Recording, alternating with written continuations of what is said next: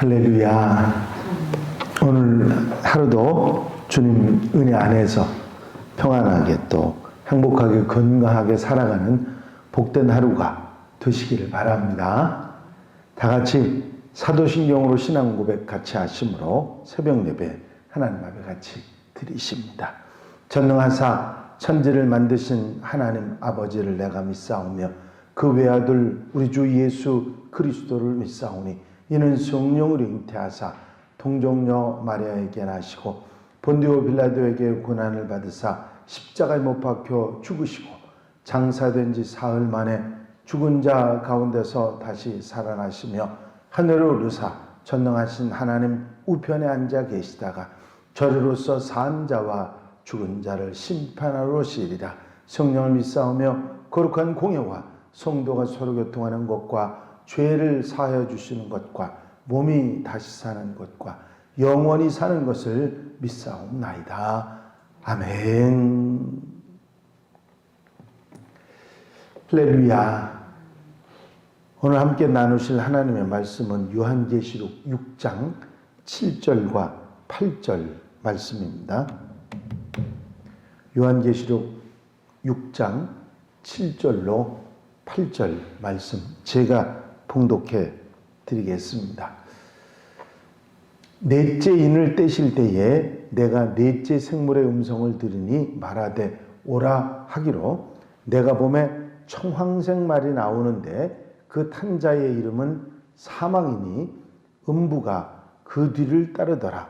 그들이 땅 4분의 1을 권세를 얻어 검과 흉년과 사망과 땅의 짐승들로서 죽이더라.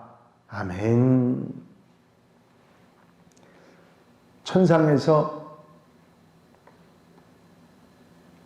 보여지는 아름다운 예배의 모습 이후에 보좌에 앉으신 하나님의 오른손에 들려있던 두루마리가 어린 양 예수 그리스도에게 옮겨지고 그 두루마리에 있었던 7 인을 하나씩 떼면서 두루마리의 내용이 밝혀지도록 되는 인이 떨어지는 모습이 이제 오늘 이 청황색 말을 탄 자가 보여지는 인은 넷째 인입니다.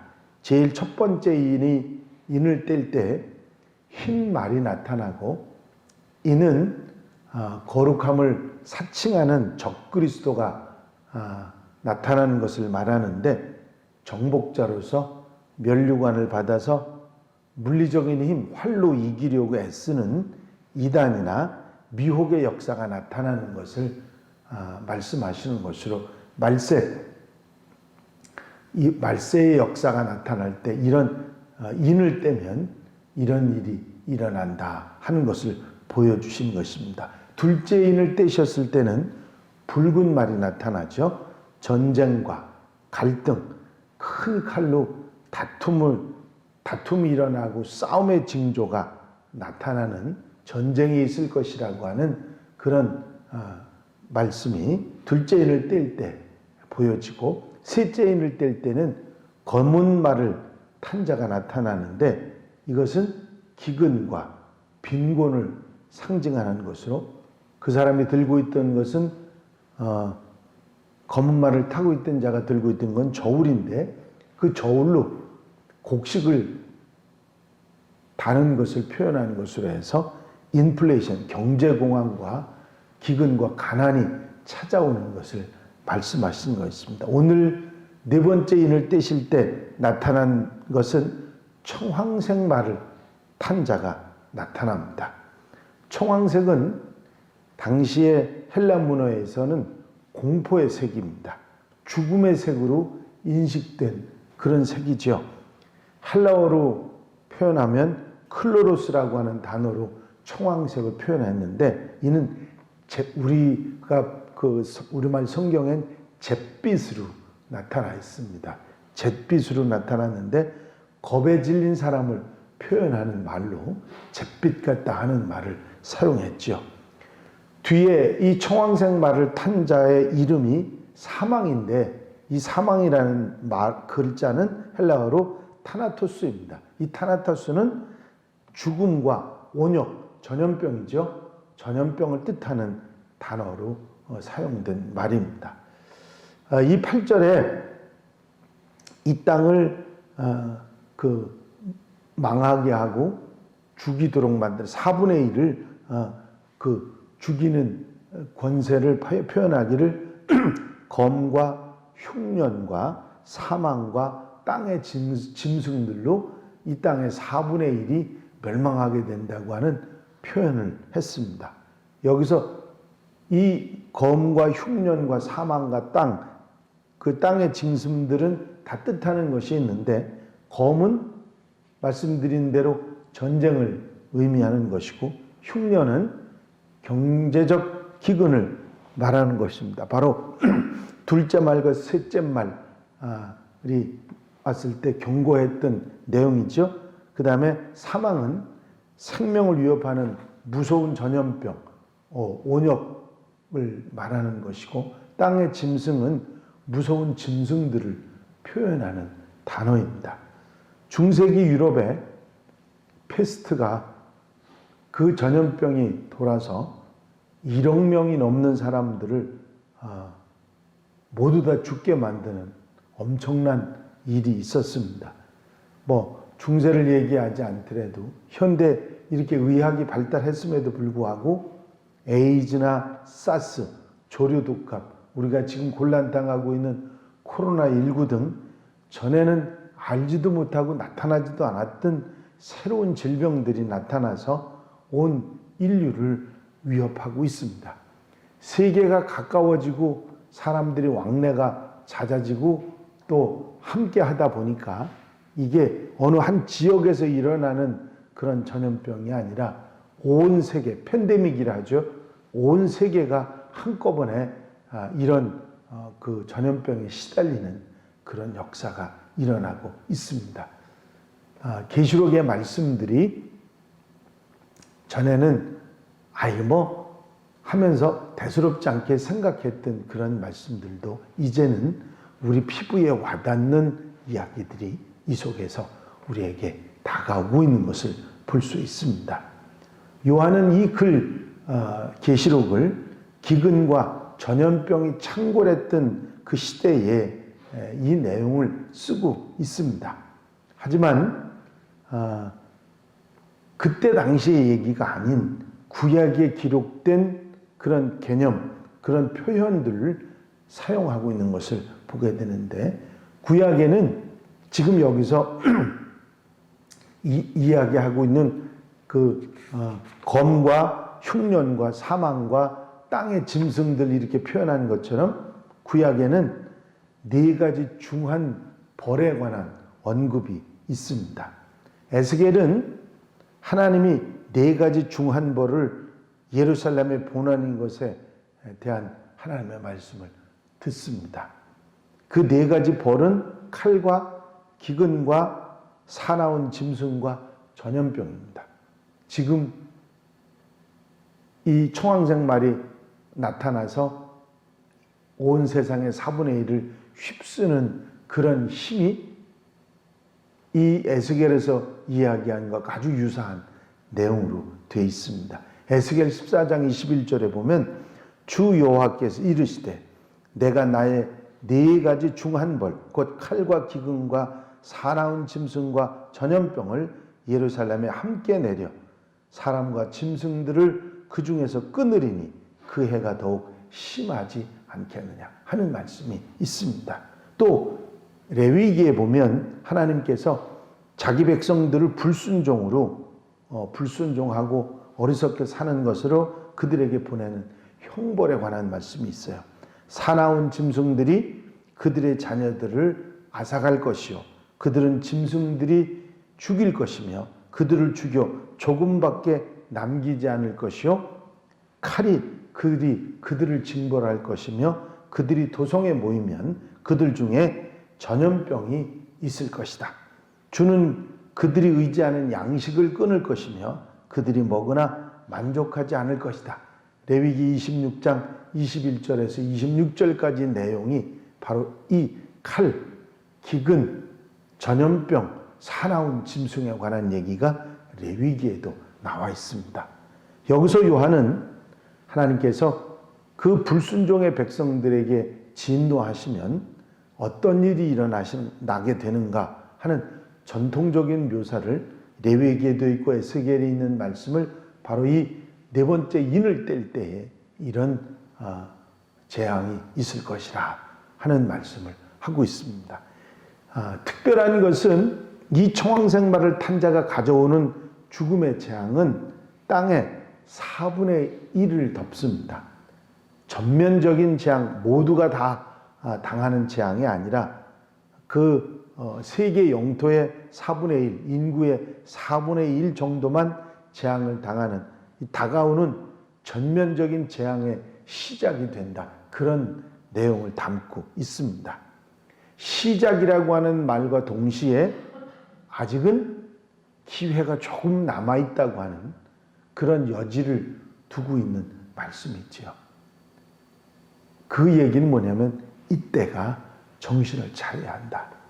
이때가 긴장하고 준비해야 한다 하는 말씀을 하시고 계신 것입니다. 위기라고 하는 것은 우리에게 있어서 꼭 절망만이 아니라 기회도 된다고 하는 것이죠. 자전거 사고로 치아를 다친 피첼이라고 하는 사람이 있었습니다. 그는 그 다친 치아 때문에 임플란트 시술을 받아야 했는데 영국에서는 비용이 2만 달러가 넘는 엄청난 비용이 필요했습니다. 아내는 남편에게 헝가리로 가서 시술을 받으라고 권유를 합니다. 결국 그는 헝가리에서 4,000달러를 내고 시술을 받게 됩니다. 특이한 것은 그 이후에 벌어진 일이죠. 이 피첼은 영국에서 헝가리의 저렴한 치과 시술을 홍보하는 회사를 스마일 세이버라고 하는 회사를 창업을 해서 아주 큰 성공을 거두게 됩니다. 자전거 사고가 그에게는 인생의 전환점이 된 셈이죠. 미국하고 우리 한국하고도 이 임플란트 시술비 차이가 엄청나게 크게 차이가 많이 있습니다. 어느 목사님이 들어오셔서 임플란트 시술을 하셨던 기억이 제가 나는데 굉장히 오랜 기간 임플란트 시술이 필요한데도 그 오랜 기간 있으시면서 시술을 받고 가셔도 미국에서 하는 것보다 훨씬 저렴하다고 하는 얘기죠. 씨앗을 손에 들고 새 소리를 들을 줄 알아야 한다는 말이 있습니다. 우리의 삶이 때론 작은 씨앗처럼 볼품없게 여겨질 때가 있겠지만 씨앗은 언젠가는 새들이 깃들이는 큰 나무가 된다고 하는 그런 뜻입니다. 위기는 고통과 아픔과 절망만 주는 것이 아니라 새로운 기회고 준비할 수 있는, 대비할 수 있는 그런 시간을 준다고 하는 사실입니다. 이 재난에 우리에게 닥치는 이 재앙과 재앙의 징조에는 분명히 우리에게 주는 메시지가 있습니다. 지금이라도 하나님께 돌아오고 회개하고 그리고 대비하고 준비하면 살 수 있을 것이라고 하는 영적 대각성을 촉구하는 메시지입니다. 그리스도인들이 가지는 유일한 기회의 시간이라고 하는 사실을 말씀하고 있는 것입니다. 정신을 차리고 근신하고 깨어 기도하라는 말씀을 우리는 분명히 기억해야 할 것입니다. 이 말세의 징조에 관한 말씀들을 들으면서 지금 그런 것이 서서히 우리에게 다가오고 있다 하는 거 느끼지 않으십니까? 이런 상황 속에서 더 방종해지고 더 교만해지고 더 어리석어지지 말고 지혜롭게 정말 슬기롭게 준비하고 대비할 수 있는 하나님의 사람들이 되어야 될 줄로 믿습니다. 오늘 하루도 이 말씀 마음에 두시고 항상 마음의 허리를 동이고 근신하여 깨어 기도하며 어리석음에서 돌아서서 지혜롭게 대비하는 하나님의 백성들이 다 되시기를 주의 이름으로 축원합니다. 축원합니다. 기도드리십니다. 사랑과 행한 영심 안에서 아버지 하나님, 청왕생말을 통해서 이 땅에 전쟁과 기근과 이제 사망과 전염병과 사나운 짐승들의 놀라운 역사들이 있어 인류의 4분의 1이 죽어 멸망하는 그런 역사가 나타날 것이라고 하는 예언을, 그 귀한 것을 우리에게 알게 하시는 것을 감사를 드립니다. 이 말씀을, 계시록의 말씀을 우리에게 경고로 주신 것은 우리가 대비할 수 있는 시간과 기회를 주심을 저희가 분명히 깨닫습니다. 이때가 멀지 않았음을 분명히 기억하고 삼가하고 조심하고 정신 차려 깨어 기도하며 바로 살아갈 수 있는 하나님의 백성들, 지혜로운 성도들이 되게 하여 주시옵소서. 이 한날의 삶을 온전히 주님께 맡겨드립니다. 세월을 아껴 하나님의 사람으로 바로 살아가게 하시고 신실한 하나님의 사람으로 지혜롭게 준비하며 살아갈 수 있는 하나님의 백성들 삶이 되게 하옵소서. 주님께서 같이 하시고 인도하시고 도와주실 줄로 믿사옵고 예수 그리스도의 이름으로 기도하옵나이다. 아멘. 주님 가르치신 기도 함께 드리십니다. 하늘에 계신 우리 아버지시여, 이름이 거룩히 여김을 받으시오며 나라의 마옵시며 뜻이 하늘에서 이루어진 것 같이 땅에서도 이루어지이다. 오늘날 우리에게 일용할 양식을 주옵시고 우리가 우리에게 죄 지은 자를 사하여 준 것 같이 우리 죄를 사하여 주옵시고 우리를 시험에 들게 하지 마옵시며 다만 악에서 구하옵소서. 나라와 권세와 영광이 아버지께 영원히 싸움나이다. 아멘. 이 시간 기도하실 때에 교회 부흥과 발전을 위해서 공통기도 제목들 위해서 기도해 주시고 특별히 중보기도할 분들을 위해서 기도하시고 코로나19로 어려움 당하는 이들 또 봉사자들 우리가 대비하고 준비하는 삶을 살기 위해서 기도하고 자유롭게 기도하시기 바랍니다.